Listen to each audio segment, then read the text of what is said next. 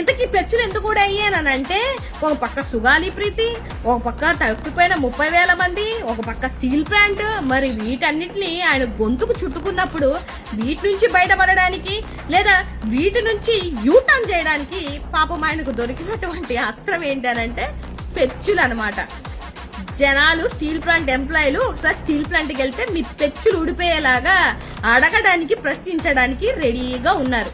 సుగాలి ప్రీతి వాళ్ళ అమ్మ ఆల్రెడీ మీ పెచ్చులు ఊడిపోయేలాగా నా బిడ్డకు న్యాయం చేయండి అని అడుగుతున్నారు. అంతేకాకుండా మీరు పదవులను వదిలేసి వెళ్ళిపోయి షూటింగ్లు చేసుకుంటున్నారని ఆల్రెడీ మీ పెచ్చులు ఊడిపోయేదాకా మీ కేసు పెట్టి మీ పెచ్చు ఊడగొట్టేదాకా అందరు మిమ్మల్ని అడుగుతుంటే పాపం ఊపిరాడక వచ్చి ఈ యూటర్న్ ప్లాన్ ఏదో చేసినట్టున్నారు. అది గవర్నమెంట్ ప్రాపర్టీ కాదని మీరే చెప్పారు కదా. జగన్మోహన్ రెడ్డి గారి యొక్క భవనంలో పెచ్చులు ఊడితే ఏంది, ఓడకపోతే ఏంది? మీకు రంగుల రత్నాల్లో వీడియోలు తీసుకున్నారు కదా, ఎంత బాగా అద్భుతంగా కట్టారు అని మీ చంద్రబాబు నాయుడు గారు మీరు మాట్లాడినటువంటి వీడియోలు మీరు మర్చిపోయారా? అరే మీరు రాగానే, మీరు వస్తున్న ముందుగానే పెచ్చులు భలే ఊడాయే.